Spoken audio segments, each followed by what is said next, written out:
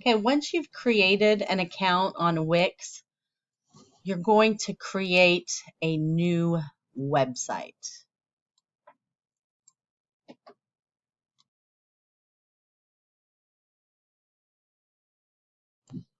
Scroll down to the portfolios and CV options.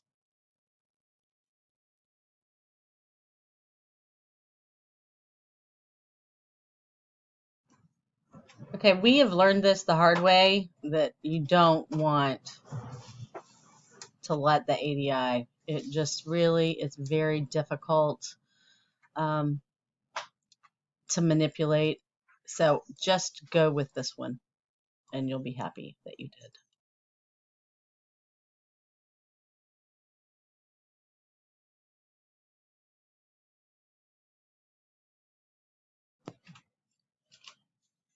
If you scroll down further into the portfolio and CVs, you'll see that there are several different options of different kinds. Now, you don't have to pick one of these if you don't want to. You could go with another one, but these are probably more likely to be what you want for our purposes.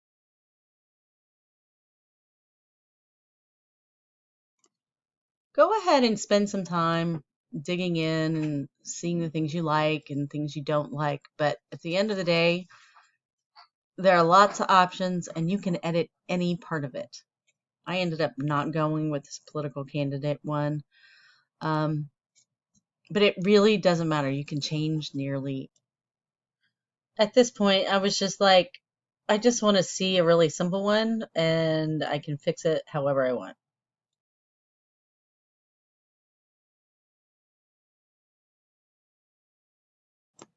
You have to be patient while it's thinking. It takes a little bit of time.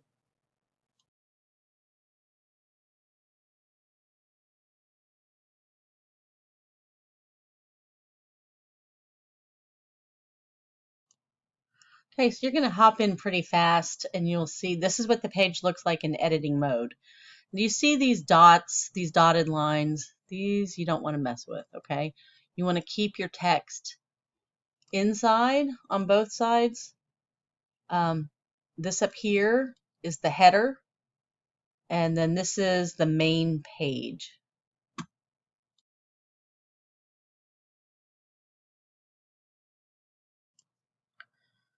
Okay, right here I started messing around with the name where you're going to want to put your name.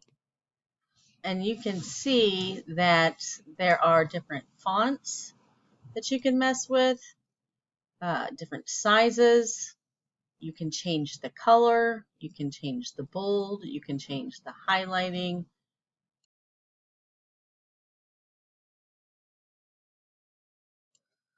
At this point, you really are going to want to pick your fonts that you'll have throughout the entire website.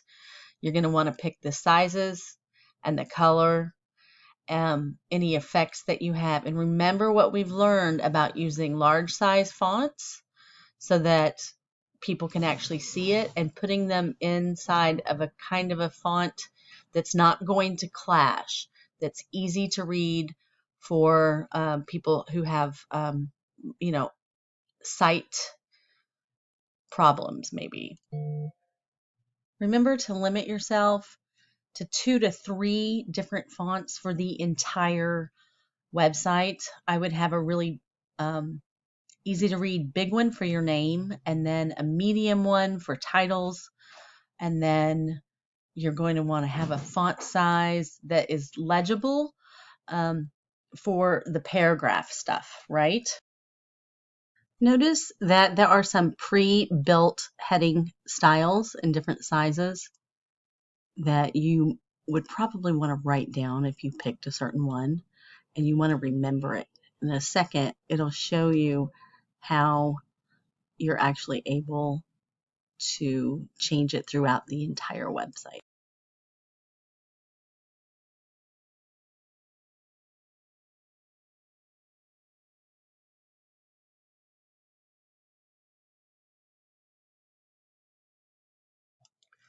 If you want to change the text inside of a pre-existing text box, you have to double click on it.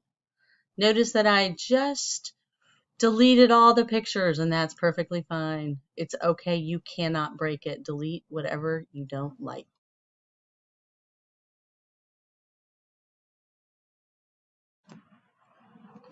Notice that this is called the header, where I'm about to come up here. This is the header up here, and you can change the design.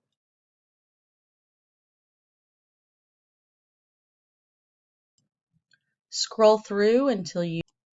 So I picked green for Franciscan.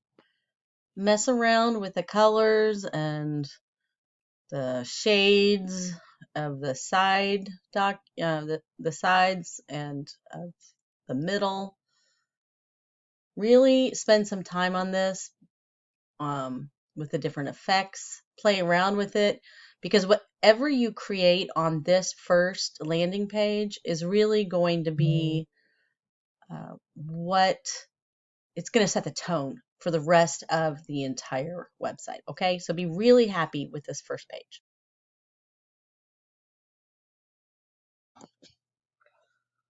Okay, once you're done editing the header, you can edit the main background of the page. Notice that this media is from Wix. Anything that Wix has in there is free, but when it comes to Shutterstock, I think you have to pay for them because you wouldn't own the copyright. Or you can upload your own images to have in the background anywhere on the site, but right now we're specifically looking at the page background. Now, some people like to do the videos, and you have to actually click the preview button in order to see it. But to be honest with you, most people that I know do not enjoy having a moving background. It hurts their stomach or whatever. I've heard lots of complaints. So I would avoid doing that. Instead, I would change the background preferably to a solid color.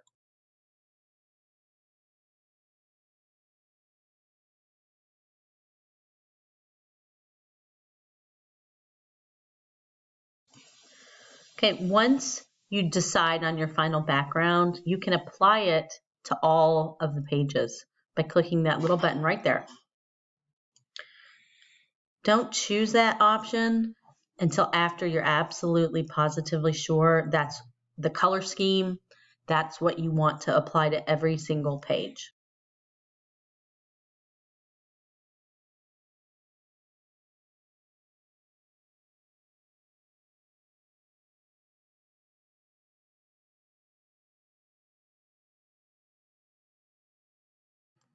Keep playing with it till you decide what you really like.